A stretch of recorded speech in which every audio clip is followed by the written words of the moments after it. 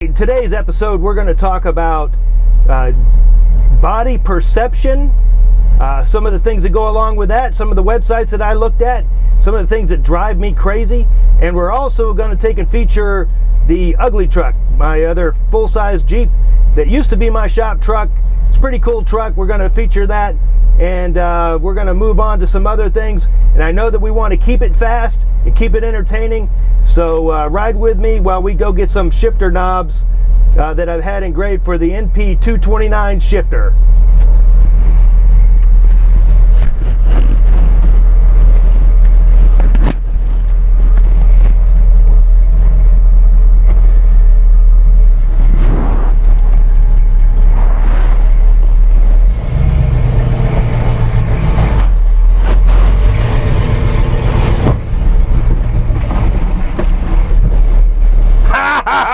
I just ran over my garbage can.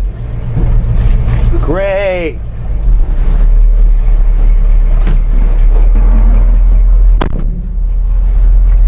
You know, those things wouldn't happen if I was driving a Miata, but since I'm driving a lifted truck, I can't see garbage cans.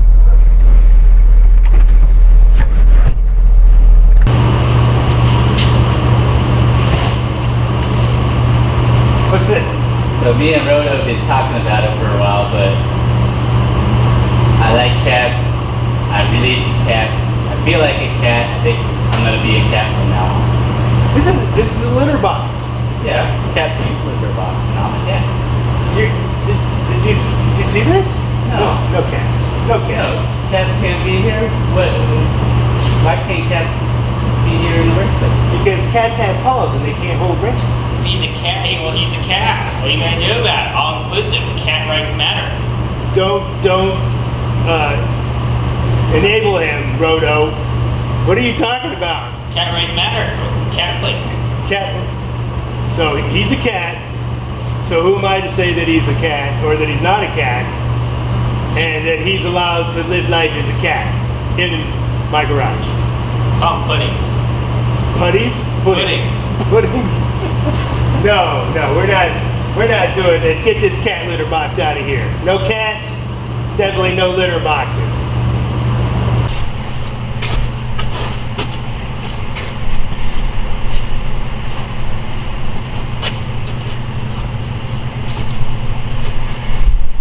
All right, today I'm doing a little bit of work on my daily driver.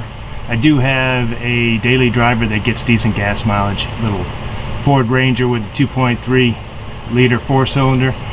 So I'm doing some maintenance on that. However, one of the things that I'd like to discuss today is in regards to some of the fluid gender narratives that are out there. Just the other day I was traveling on a plane for the company that I work for, and the woman next to me worked in HR for a large company, and her job was to fly around and touch base with all the facilities and make sure they were up to the current HR standards. And when I heard that, I jokingly looked at her and I said, hey, you're the word police, because every time you guys show up you have a new list of words that I'm no longer allowed to use.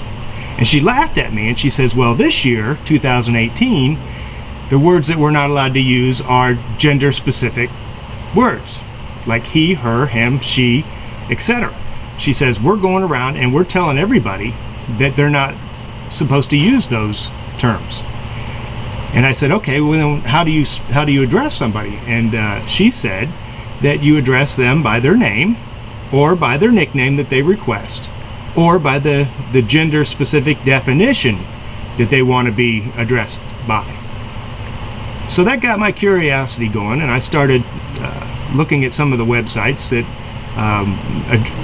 define these different genders, you know, other than male and female.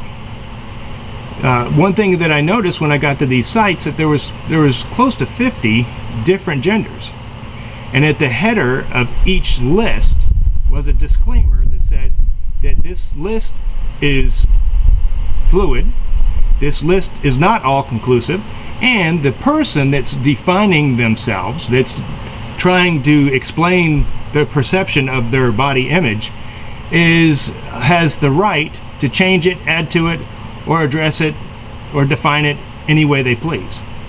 So after going to the sites, and more than one site that I noticed this on, I was more confused than when I started, because now I go to a site that's supposed to be specifically addressing and defining these genders, and I find out that they're as confused as anybody else is. So how is it that the people that are trying to define this can't define it? And we're going to be held to a standard to use those definitions that are totally subjective and fluid. It's impossible. I mean, the insanity that we're expected to agree to is just mind-boggling. And the Bible said that, you know, in those days it would be like this, where people would go insane in their own mind.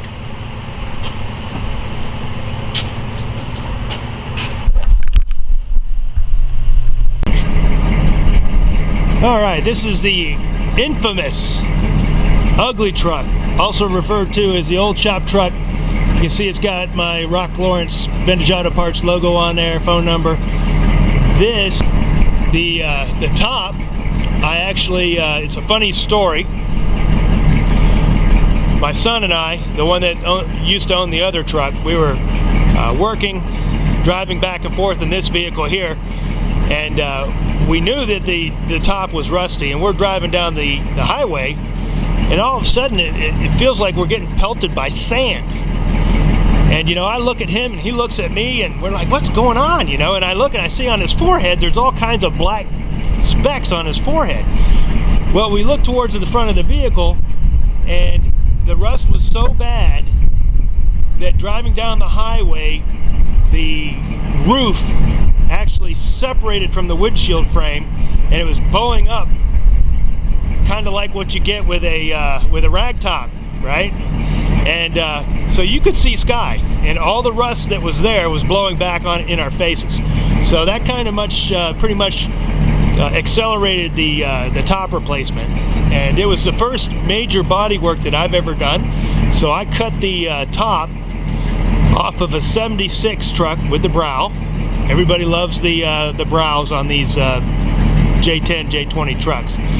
So yeah, this has got a 76 top, and we grafted it in, and it worked out pretty well.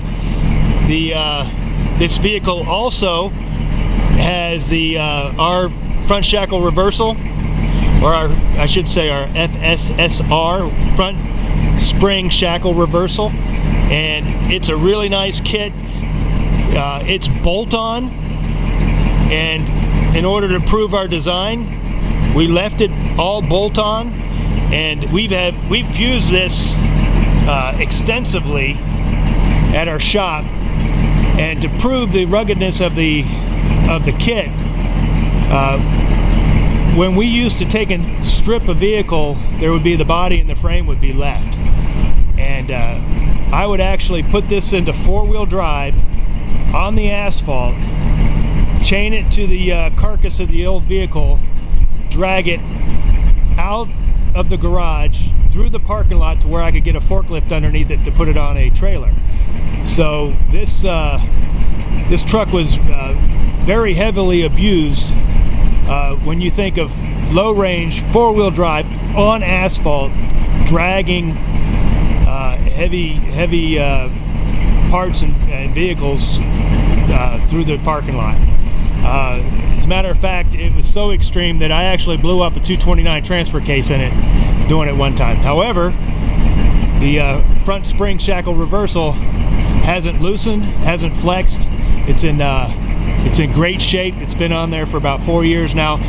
The front spring shackle reversal is one of our best-selling products, and they're on a lot of vehicles. We've sold close to 50 of them now, and it's really cool to see our product on other people's projects, and I really enjoy that. So I'll take and pick up this camera and do a quick walk around. We've also got the 229 twin stick shifter installed on this. That's our second best-selling product. I mean, it's really taken off like gangbusters this year. We've sold like 30 of them in the last 2 months. So I mean, it's almost a full-time job for me just putting these things together. All right, so let me pick up this video here and we'll get a closer look.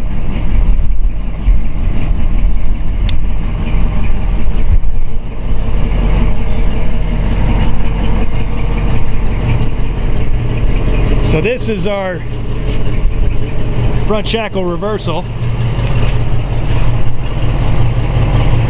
See that there? Comes around to the receiver. The receiver, you don't have to buy the receiver with the kit.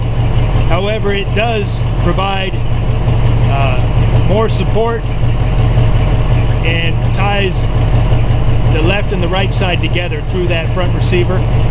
Now that's a prototype there. It's a low profile prototype. The actual production receiver, the receiver tube is actually under that main bracket. We did that in order to clear the bumper on a stock vehicle.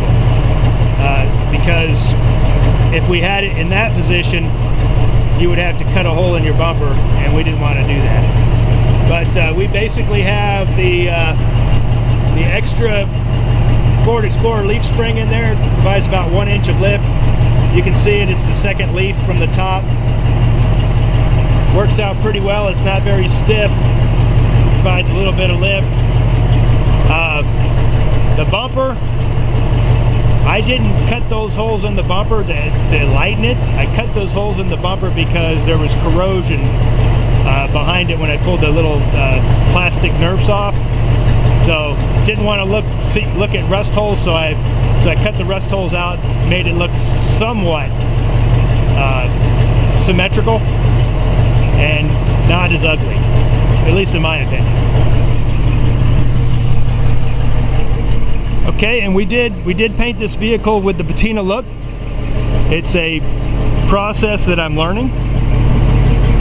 Actually, this is the second time I've done it, and we are going to prep this vehicle and try to sell it this year, because I don't need 2 vehicles. So we're going to put the air conditioning back in it, because I pulled the air conditioner out when I did the roof. And this is something cool too that you probably haven't seen, but we did a custom dashboard. And let me go ahead and turn it off so that you can, so it probably doesn't interfere with the audio. But we pulled the pad on it, filled in the holes, and textured the top a little bit with chip guard to make it less reflective. But we have totally custom here, and a marine grade stereo system. And there is our NP229 twin stick shifter that replaces all the vacuum junk that that Jeep had put in for years to shift the vehicle in and out of 4-wheel drive. And it also replaces the flag shifter for high and low range. So just like the other one, I hate spending money on upholstery, but these seats need to be reupholstered. We'll do that when we sell it. We did do the headliner, but the headliner still needs a little bit of work. We'll clean that up when we sell it. And this is the Laredo, so it's got the electric windows, etc., etc. The vehicle is mostly rust-free, and it's got this one, because we were using this as a tow vehicle, this one has got the J20 rear springs, J20 axles with 373 gears. The kid that I bought this from, apparently he had tried to jerk this vehicle out of the mud, or was trying to jerk somebody else out of the mud, and the rear cross member was V-shaped. So we cut that out and put a large 6x4 inch tube underneath it as a cross member, and that's where our tow hitch and everything ties into. It worked out really well. So we'll get rid of these side step Nerf bars, and we'll go with the Rock Lawrence Vintage Auto Part receiver steps when we go to sell it. And like I said, this vehicle, learned a lot of things, had a lot of fun with it, but it's time to go. And if I didn't mention it already, the reason we refer to it as the ugly truck is because at a local car show, before we replaced the top, before we repainted it, we won the ugliest truck ribbon, and I wasn't even trying. So I took it in stride. I still have the ribbon. I'm very proud of it. I haven't had to defend my title, but I really enjoy this vehicle, and we're also considering adding fuel injection to it so that it will be easier to sell. Yeah, man, you be you. What is going on here? Did he do what I just think he did? Get off his back, man. Are you kidding me? Where is he?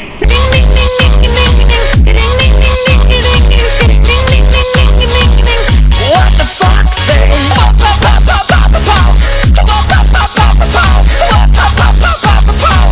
What the fuck say? Happy, happy, happy ho. Happy, happy, happy ho. Happy, happy, happy ho. What the fuck does the fuck say?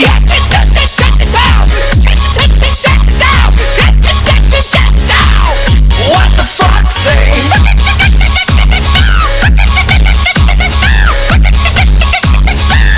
What the fuck say?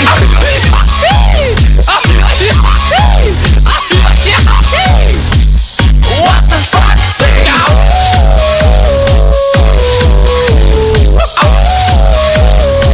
What does the fuck say? The secret of the fox, ancient mystery, somewhere deep in the woods, I know you're hiding. What is your sound? Will we ever know? Will always be a mystery. What do you say?